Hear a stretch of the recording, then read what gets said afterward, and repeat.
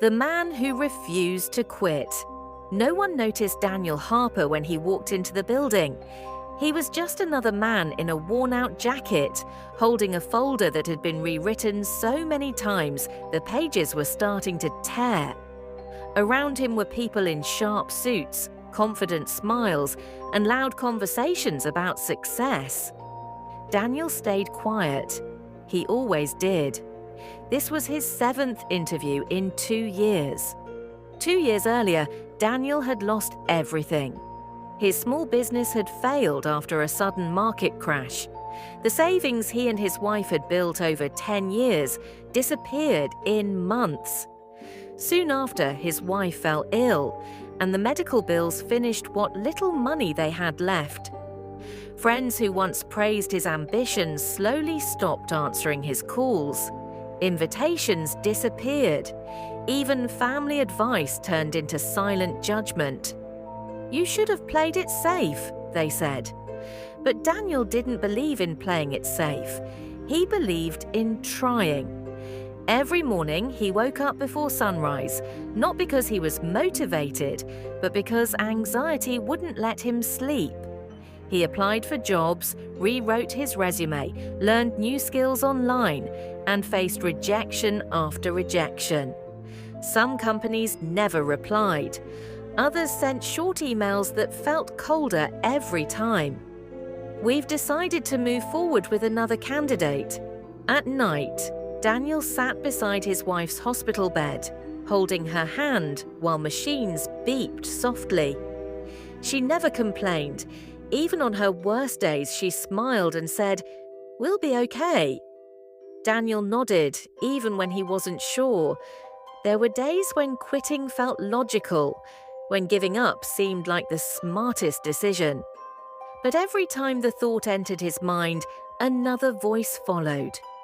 "If you quit now, this pain will be for nothing." So he kept going. On this particular day, Daniel was interviewing for a position he felt underqualified for.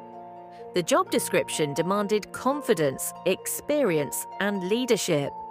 3 things he felt he had lost. When his name was called, he stood up, straightened his jacket, and walked into the room. The interviewer glanced at his resume and frowned slightly. "You've had quite a journey," she said. Daniel smiled politely. "Yes, I have." She asked him about his failures, not his achievements, not his strengths, his failures. For the first time in years, Daniel didn't try to hide them. He spoke honestly about the business that collapsed, the mistakes he made, the nights he blamed himself, and the lessons that changed him. He talked about resilience, learning under pressure, and rebuilding when there was no safety net.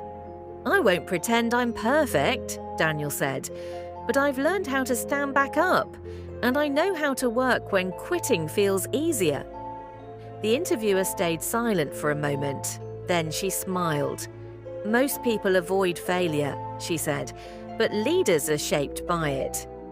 Daniel left the building with no expectations.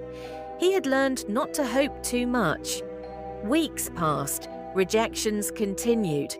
His wife's condition improved slowly, but money remained tight. Some nights Daniel lay awake, staring at the ceiling, wondering how long strength could last before it broke. Then one afternoon, his phone rang. It was the company. They offered him the job. Daniel didn't celebrate immediately. He sat down, breathing heavily, letting the weight of the moment sink in. After he hung up, he drove straight to the hospital. When he told his wife, her eyes filled with tears. "I never doubted you," she whispered. That job wasn't the end of Daniel's struggles, but it was the beginning of his comeback. Over the next few years, Daniel worked harder than anyone around him. Not because he wanted to prove something to others, but because he knew what it felt like to have nothing. He listened more, he learned faster.